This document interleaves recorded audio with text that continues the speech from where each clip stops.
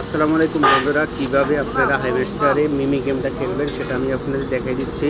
মিমি গেমের উপর ক্লিক করবেন, ক্লিক করার পরে আপনারা এভাবে চলে যাবেন। চলে যাওয়ার পর প্রথমে এটাই টান দিবেন, টান দেওয়ার পরে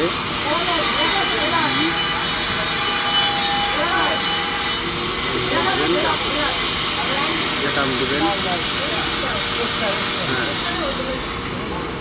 একটু ওয়েট, একটু আছে।